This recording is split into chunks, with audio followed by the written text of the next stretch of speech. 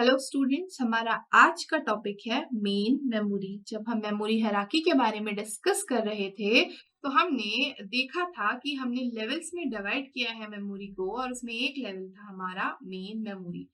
आज हम डिस्कस करेंगे कि ये मेन मेमोरी होती क्या है। तो जो हमारी मेन मेमोरी होती है वो फंडामेंटल स्टोरेज होता है हमारे सिस्टम का या हमारे कंप्यूटर सिस्टम का। तो ये फंडामेंटल स्टोरेज है।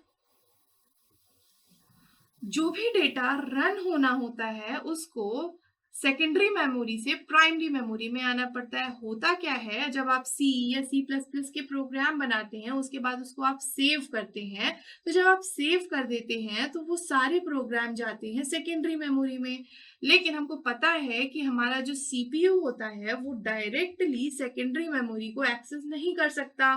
जिन भी इंस्ट्रक्शन या डेटा को रन होना पड़ता होता है या प्रोग्राम्स को रन होना होता है उनको सेकेंडरी मेमोरी से आना होता है प्राइमरी मेमोरी में, और उसके बाद ही वो क्या होते हैं, रन हो पाते हैं। तो इसीलिए हमारी जो मेन मेमोरी है या जिसको हम प्राइमरी मेमोरी बोलते हैं वो जिन डेटा को रन होना होता है उन डेटा को स्टोर करके रखती है। जब in case of secondary memory से जिस भी डेटा या प्रोग्राम या इंस्ट्रक्शन को रन हो रहा होता है वो प्राइमरी मेमोरी में आता है या मेन मेमोरी में आता है, तो उसकी एक कॉपी सेकेंडरी मेमोरी में भी स्टोर होती है। अगर हम बात करते हैं कैरेक्टरिस्टिक्स क्या है एक मेमोरी की, तो एक्चुअली जो हमारी मेन मेमोरी होती है वो हमारी वर्किंग मेमोरी कहलाती है सिस्टम की। क्योंकि अभी जस्ट हमने देखा कि सिस्टम हमारा किस लिए इम्पोर्टेंट है, किसी भी इंस्ट्रक्शन या प्रोग्राम को रन करने के लिए।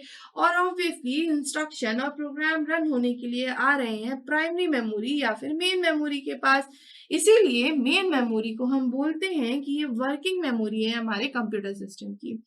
अगर हम बात करते हैं कि ये जो हमारी मेन मेमोरी होती है ये वोलेटाइल है या नॉन वोलेटाइल, तो इन केस ऑफ हमारा जो दो डिवीजन है प्राइमरी मेमोरी में या फिर मेन मेमोरी में वो होते हैं रैम एंड रोम। तो अगर हम बात करें रैंडम एक्सेस मेमोरी की तो उस केस में ये मेमोरी हमारी कहलाती है वोलेटाइल। मतलब अगर पावर सप्लाई चली गई तो हमारा जो डेटा है वो वहां से लॉस्ट हो जाएगा।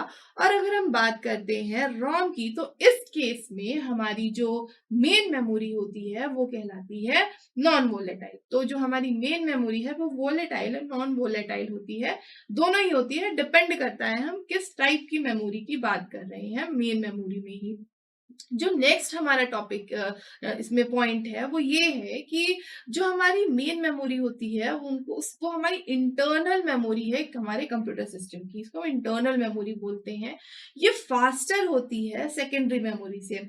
भले ही ये सेकेंडरी मेमोरी से कम डेटा स्टोर करती है, इसकी कैपेसिटी सेकेंडरी मेमोरी से कम होती है, लेकिन जो एक्सेस टाइम होता है वो इसका कम होता है। सीपीयू अगर इसको एक्सेस करता है किसी डेटा को लेने के लिए, इसीलिए हम बोलते हैं कि जो मेन मेमोरी है वो फास्टर है अगर हम इसको कंपेयर कर रहे हैं हमारी सेकेंडरी मेमोरी से। जो हमारे प्रोग्राम होते हैं वो बिना मेन मेमोरी में आए रन नहीं हो सकते। टाइप्स हमने ऑलरेडी डिस्कस कर लिए हैं कि रैम एंड रोम है। अब ये मेमोरी होती क्या है, तो इनको हम सेमी कंडक्टर मेमोरीज बोलते हैं। ये सेमी कंडक्टर मेमोरीज होती हैं। और जो मेन मेमोरी टेक्नोलॉजी होती है वो सिलिकॉन इंटीग्रेटेड चिप पर बेस्ड होती है। याद रखिएगा, सिलिकॉन इंटीग्रेटेड चिप पर बेस्ड होती है। और ये जो इंटीग्रेटेड चिप हैं ये डिवाइडेड होते हैं दो टाइप में। पहला टाइप है मेरा रैम या random access memory integrated chip, और जो इसमें दूसरा टाइप है वो है मेरा रोम या फिर read only memory integrated circuit chip. ये रैम इंटीग्रेटेड सर्किट चिप क्या है और ये रोम इंटीग्रेटेड सर्किट चिप क्या है, हम एक एक करके अपने आगे आने वाले लेक्चर में डिटेल में डिस्कस करने वाले हैं।